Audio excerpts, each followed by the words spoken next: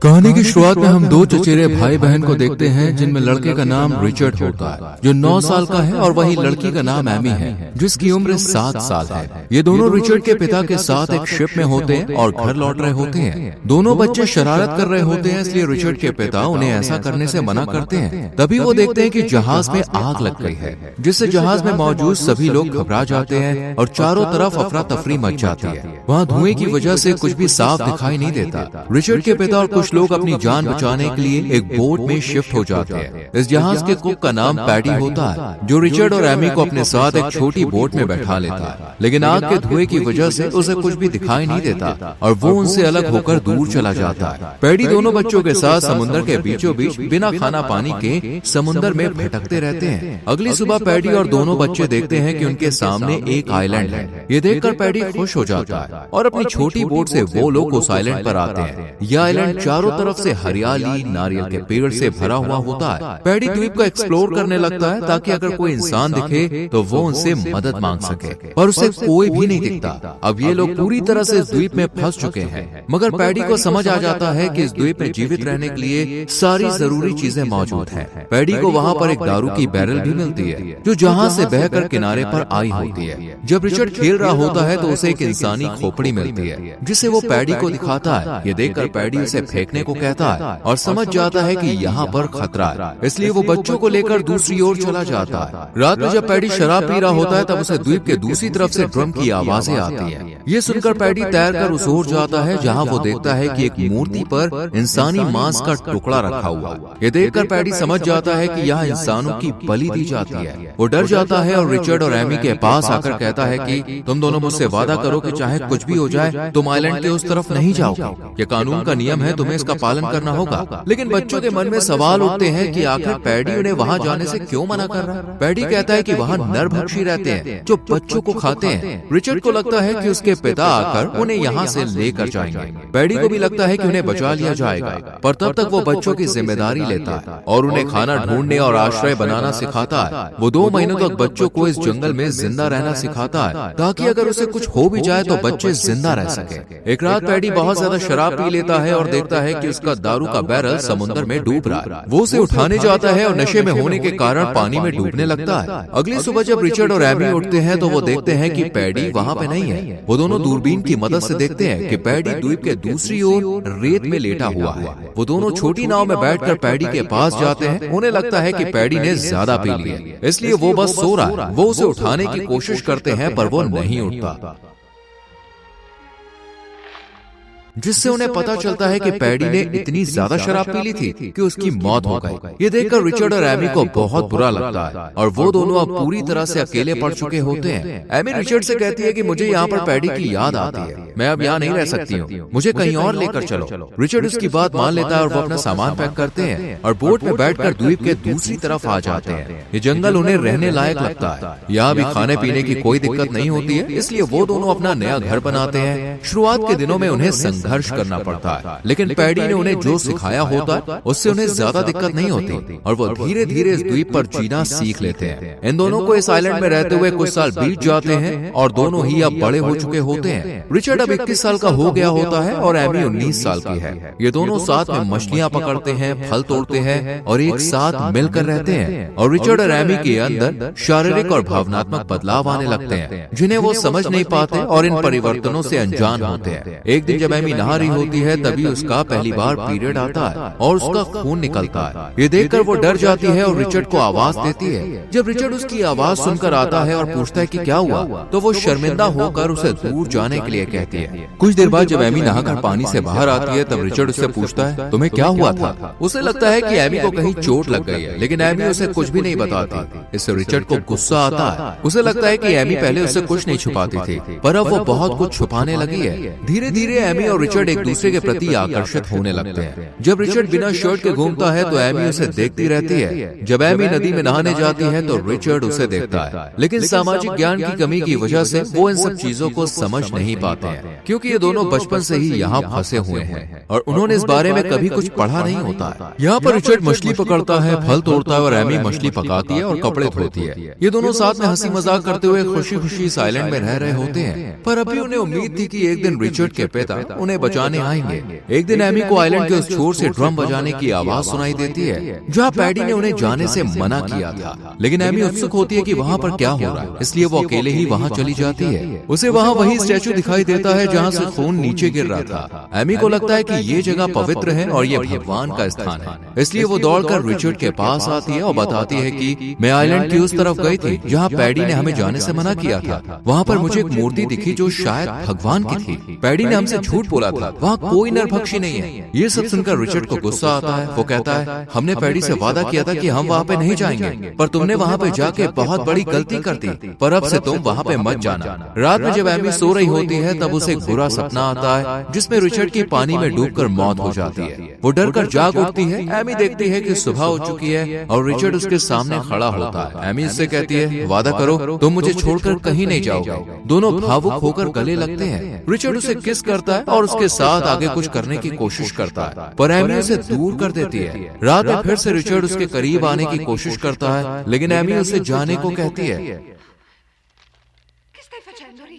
इससे रिचर्ड नाराज हो जाता है और अगली सुबह एमी से बात नहीं करता। एमी देखती है कि रिचर्ड पत्थरों के पीछे कुछ कर रहा है, लेकिन उसे कुछ समझ नहीं आता। जब वो उसे आवाज देती है तब रिचर्ड उस पर गुस्सा करता है। कुछ देर के बाद जब रिचर्ड पेड़ से नारियल तोड़ रहा होता है तब उसे समुद्र में इतने सालों में पहली बार एक जहाज दिखाई देता है। ये देखकर वो पेड़ से उतरकर एक पहाड़ी की ओर जाने के लिए दौड़ता है जहाँ उसने लकड़ियों को इकट्ठा किया था ताकि वो आग जलाकर जहाज में मौजूद लोगों का ध्यान अपनी ओर आकर्षित कर उनसे मदद मांग सके। पर रिचर्ड को वहाँ पहुँचने में देर हो जाती है और जहाज वहाँ से दूर निकल जाता है। उसी दौरान एमी ने भी उस जहाज को देखा था। उसके पास आग जलाने का मौका था, लेकिन जहाज को देखने के बावजूद उसने ऐसा नहीं किया क्योंकि उसे अब यहाँ पे रहना अच्छा लगने लगा था और उसने इस जीवन को स्वीकार भी कर लिया था। फिर वहाँ रिचर्ड आता है और उसे आग न जलाने के लिए गुस्सा करता है। वो एमी से कहता है, मैं तुमसे तंग आ चुका हूँ, मैं यहाँ से अकेले ही जाऊंगा। रिचर्ड उसी छोटी नाव में बैठकर वहाँ से निकल जाता है, लेकिन आधे रास्ते में ही रिचर्ड की नाव टूट जाती है और वो पानी में गिर जाता है। मजबूरन उसे वापस आइलैंड पर लौटना पड़ता है। एमी उसका मजाक उड़ाने लगती है और कहती है, अब ये द्वीप हमारा घर है और हमें यहीं रहना चाहिए। ये सुनकर रिचर्ड गुस्सा हो जाता है और उनकी बहस हो जाती है। वो एक दूसरे का अपमान करने लगते हैं। एमी कहती है, मैं जानती हूँ तुम अकेले पत्थर के पीछे क्या करते हो, मैं तुम्हारे पिता को बता दूंगी। रिचर्ड कहता है, तुम मुझे छुप कर देखती हो। इस पर एमी कहती है, तुम भी तो मुझे देखते हो जब मैं नहाती हूँ। ये सुनकर गुस्से में रिचर्ड उस पर नारियल फेंकता है, पर वो उसको नहीं लगता।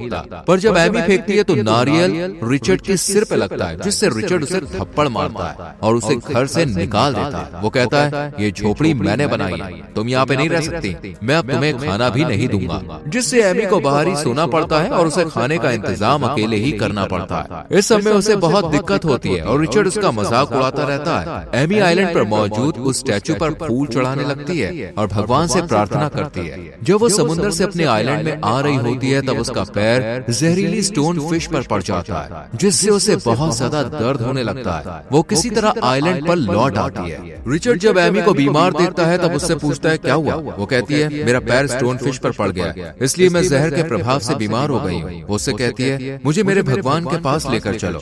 रिचर्ड एमी को अपनी गोद में उठाकर स्टैचू के पास लेकर आता है। एमी की हालत बहुत खराब होती है और वो बेहोश हो जाती है। रिचर्ड डर जाता है कि कहीं एमी को कुछ हो ना जाए, इसलिए वो भगवान से प्रार्थना करता है कि एमी को ठीक कर दे। कुछ देर बाद एमी होश में आती है और पूरी तरह से ठीक हो चुकी होती है। वहाँ की ऊर्जा, शांति और वातावरण ने उसके शरीर को रिकवर करने में मदद की। रिचर्ड एमी को देखकर खुश होता है और कहता है कि मैं बहुत ज्यादा डर गया था कि कहीं तुम्हें कुछ हो जाएगा तो मैं अकेला इस आइलैंड पे क्या करूंगा। एमी कहती है, तुम मुझसे गुस्सा नहीं हो? रिचर्ड कहता है, नहीं। और फिर दोनों वापस अपने आइलैंड पर लौट आते हैं।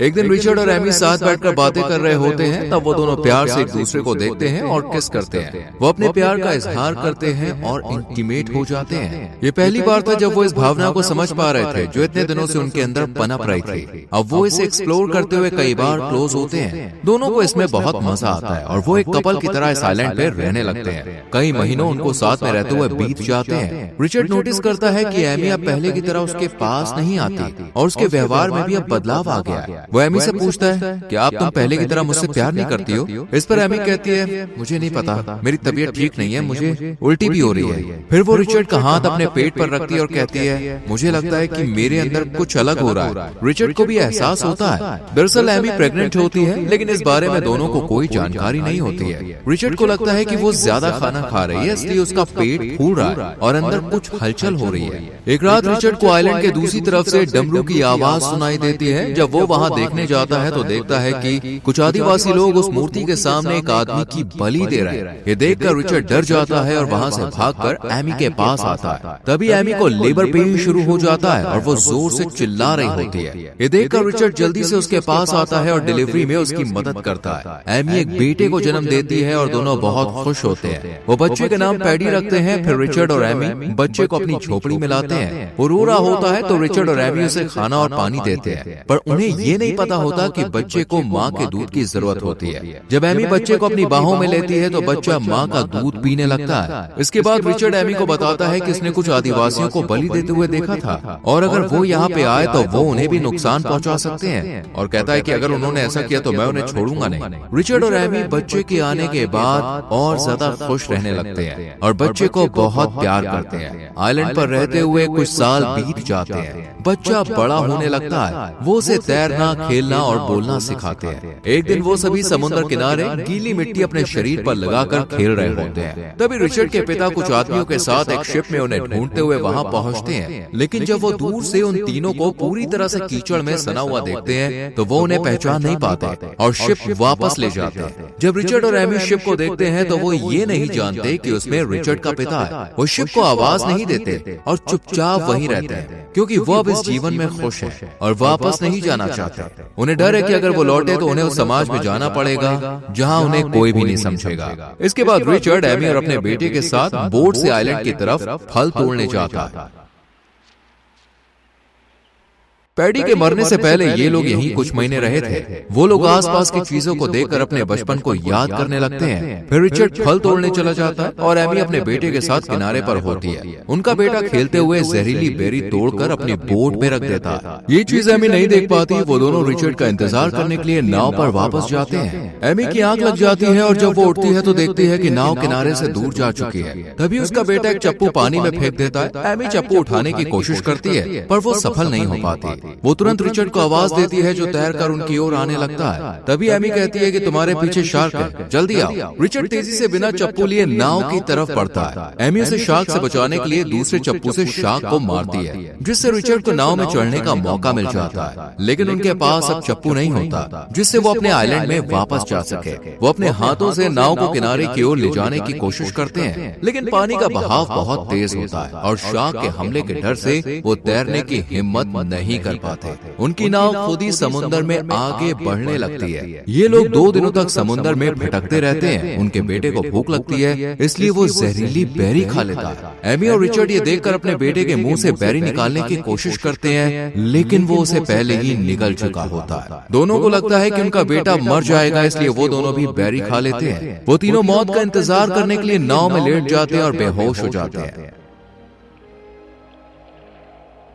असल में वो बेरी उतनी जहरीली नहीं होती, वो लोग सिर्फ बेहोश होते हैं। कुछ समय के बाद रिचर्ड के पिता शिप में होते हैं और दूरबीन से यहाँ वहाँ देख रहे होते हैं। तभी उन्हें समुद्र में रिचर्ड की छोटी बोट नजर आती है। वो अपने आदमी को ये बोट दिखाते हैं। तब रिचर्ड का पिता और उनके आदमी अपनी छोटी नाव में बैठकर देखने के लिए आते हैं। उन्हें रिचर्ड, एमी और उनका बेटा बेहोश हालत में मिलते हैं। रिचर्ड के पिता पूछते हैं क्या वो मर चुके हैं? आदमी जवाब देता है नहीं सर, ये सो रहे हैं। उन्हें बचा लिया जाता है और इसी के साथ मूवी खत्म होती है। दोस्तों, अगर आपको किसी एक इंसान के साथ पूरी जिंदगी एक आइलैंड पर बितानी पड़े तो वो कौन होगा? अपनी राय कमेंट सेक्शन में जरूर दें। वीडियो को लाइक और शेयर करें और चैनल को सब्सक्राइब करके बेल आइकॉन प्रेस करें, जिससे आने वाली वीडियोस मिस ना हो। मिलते हैं अगली वीडियो में।